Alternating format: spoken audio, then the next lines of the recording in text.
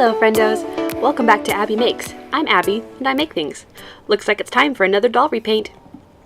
Today, I'm taking this Scarlet doll from Disney's Star Darlings and making her into a whimsical flower fairy. What I liked about this doll was that she had a beautiful sculpt and body shape, and her eyes were inset. I was able to remove them, however, and replace them with a new pair of eyes, and that was really fun. What I didn't like about this doll was that her head was made of a firmer vinyl, and that made removing the head and putting it back on quite difficult, and her joints weren't as articulated as I had liked. After removing all her clothes, I took some tiny scissors and snipped off her hair. I tried to get as close to her scalp as possible so I had less to scrape out later. I tried to take a systematic approach to cutting off her hair, and I tried to snip off line by line, row by row, but it ended up taking about twice as long.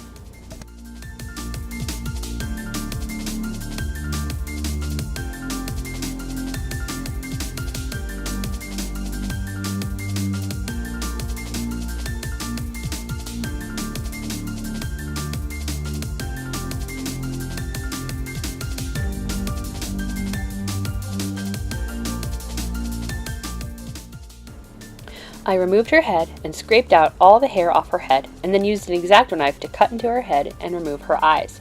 This was a tricky process, so I didn't record it.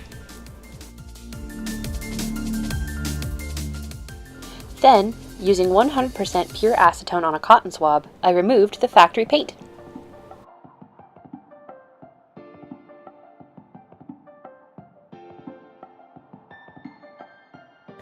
Once her face was clear of paint, I used warm soap and water to get rid of the excess acetone and prepare it for the next stage.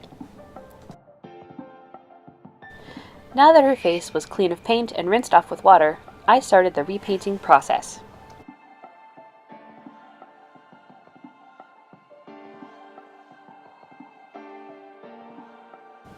I used chalk pastels in pinks and greens for her cheeks and eyes, and brown for her eyebrows. I then sealed my progress with a spray sealant called Mr. Super Clear. I continued layering pastels and sealer until I got the desired depth of color. This is the first phase.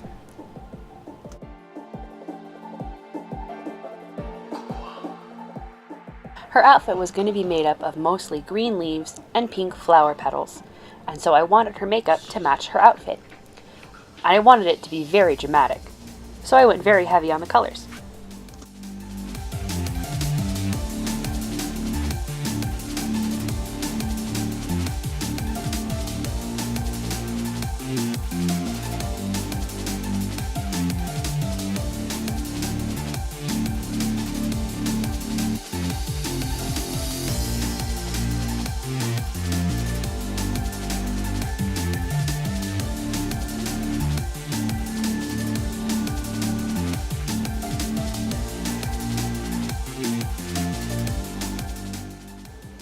Once I was satisfied with the pastels, I added extra details with watercolor pencils.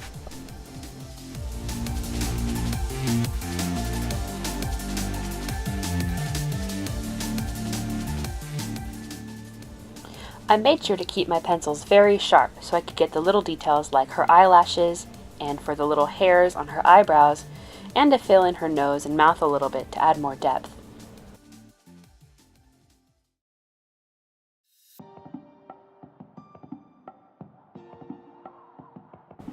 I then used white acrylic paint for her teeth and black acrylic paint for her eyeliner. This required a tiny brush and a very steady hand, so I didn't record too much of it because I made a lot of mistakes. Using acrylic gloss varnish, I take a tiny brush and apply some to her waterline and to her lips. This is the finishing touch, and it adds just a little bit of life to her face.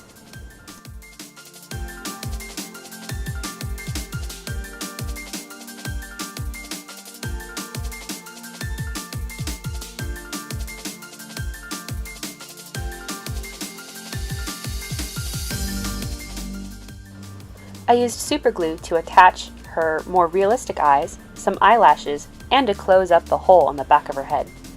Looks like she's coming to life now.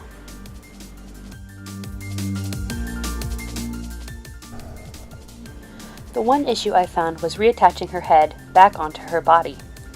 I realized that I had accidentally cut off some important parts inside her head that kept it from sliding down her neck. And now, she was turning into a bobblehead. What am I supposed to do now? Time to use my trusty hot glue gun. After some major fiddling, I finally got her head to stay on correctly.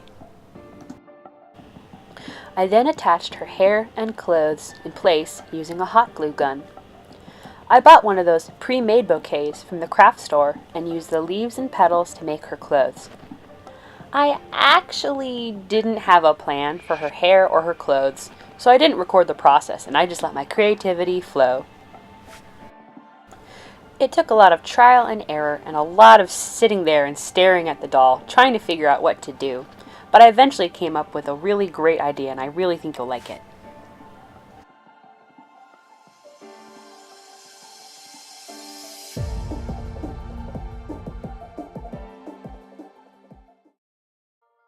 Now here's the finished doll.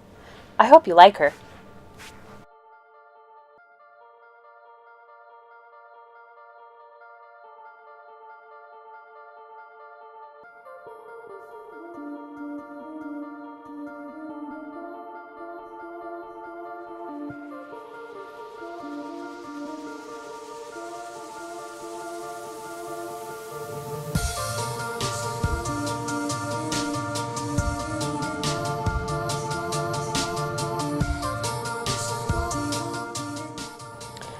Leave some thoughts and suggestions down in the comments section. I'd love to hear from you.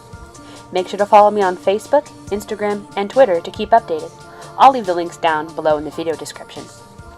Thanks for watching, and I'll be seeing you guys soon. Bye!